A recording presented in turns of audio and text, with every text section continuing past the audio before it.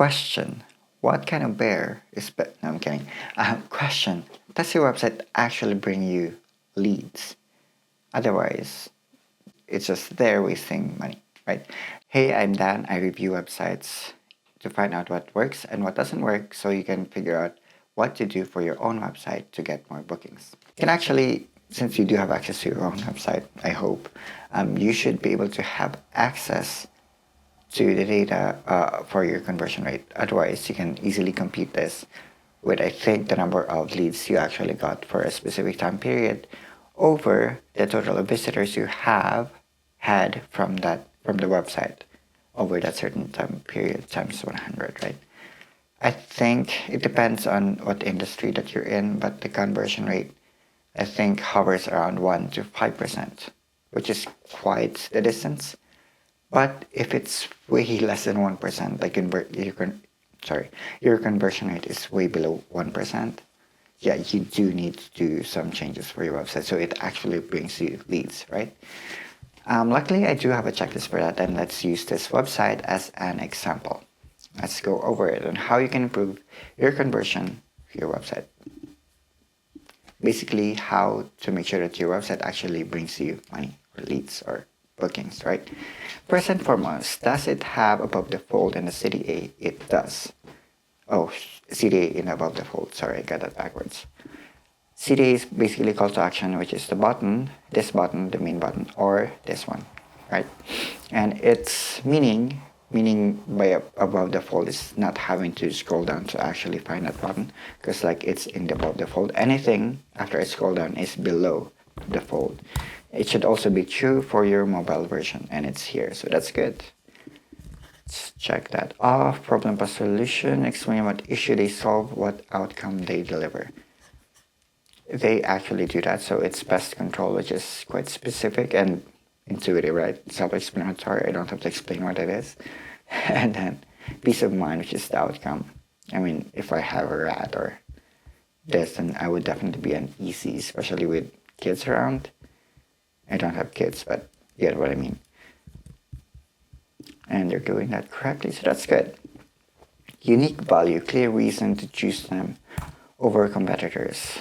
For that, they don't really have that. Like, they don't have a clear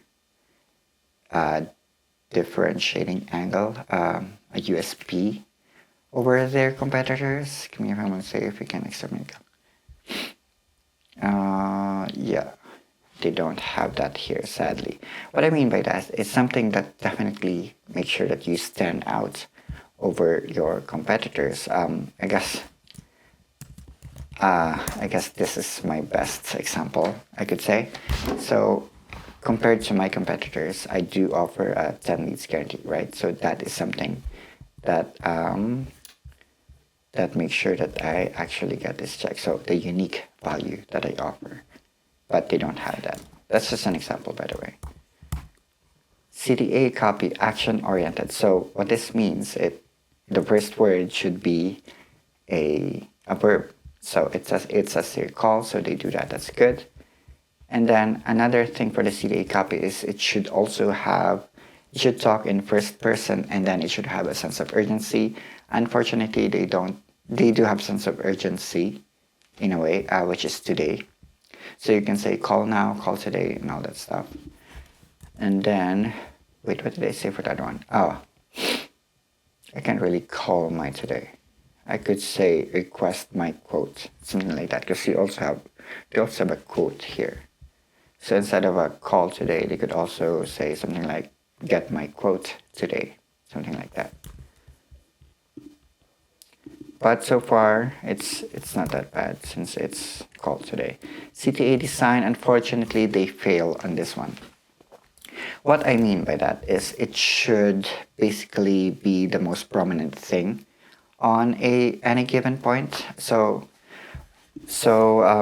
basically, if I land on this website, my eye should immediately be attracted toward that button, meaning the button needs to stick out like a sore thumb, right?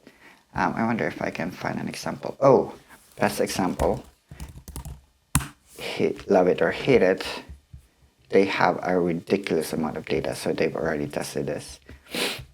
So in this case, the main thing,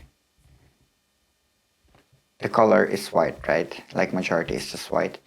But the other different button, or the most prominent one, is a different color, which is add to cart and buy now. So that should be the same design, not color-wise, but anyway, the same rules or guidelines you should do for your business. So for in this example that we have, it doesn't really pop out or stick out, right? If anything, the main thing that sticks out is this main header. It's a really vibrant red, which is technically okay because that means this button is also there. But usually it's this button that should be like super duper prominent. So ideally, what you can do here is to change this color to something more subtle. And then the button should be the only thing that's red there, like this call today. And then when you do that, then that would mean that the main prominent button or prominent element for this hero section or above the fold will be call today, which is what you should be doing to your website as well. So flow and structure, logical sequence, awareness, benefits, proof. Okay, this applies to the logical buyer. So for instance, if you do everything correctly in above the fold, you have a quick social proof, your messaging and your offer is absolutely clear and enticing, the button is prominent, you do those things, but there are still some people who are not really sure whether to choose you. And those are the people who will scroll down to find out more about your business. And in that case, after the hero section, the next thing that you need to provide is a social proof. So awareness is done, so that's the benefits and the social proof. Ideally, you should have the benefits here. No, actually, it's the social proof first. So they have that here, which is good. So that's good. And then benefits, they don't really show any benefits. Benefits is different from the services that you offer, like just remove bed bugs. Benefits is something along the lines of peace of mind. So this is more on the emotional side of things, on what your business actually offers, like what outcome it will have for the families or for the families, right? Peace of mind is along those. So ideally, you should also have that benefit. Another example is that you can add local advantage or something like that if you're offering business to in the local area. Because if you're just in the neighborhood, then that's an advantage for them because they don't have to call business from far away, right? So unfortunately, you don't have the benefits there. And lastly, at the lowest page before the footer, you should also have a call to action. You don't really have specific call to action here. I mean, you do have contact us, but it's quite a weak call to action. So unfortunately, this is not that. Form simplicity. Let's see. Let's actually do this. Request a quote. Now, the reason why it should be absolutely simple is the more fields that you get, the more friction there is. Meaning, the more likely they are actually to not finish a complicated form. So you should make it as easy as possible for them, right? So for this, send us an email, name, phone, email, town, city. Technically, these are necessary, I guess, for requesting a quote. Email, name. Yeah, this is fine. Although I could still make it simpler by just asking for the name, email, and the message for a contact form. However, I guess when asking for a quote, these things are necessary, like the town, city, because you need to consider the gas, right? So yeah, this is fine. That's good. Next is the hero image or video. Technically, it does, like I'm assuming this will be the outcome that you're going for, right? However, for the hero image, another option you can do is a before and after, but for pest control, that doesn't really apply.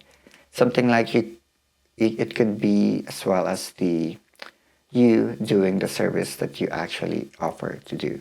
Like that could be another option, right?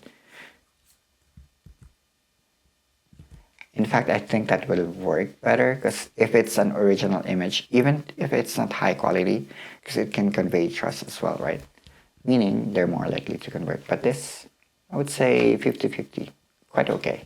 Not the best, but okay. Then social proof near CTA, another example for this. You know what? Let's go to one of the businesses that I helped.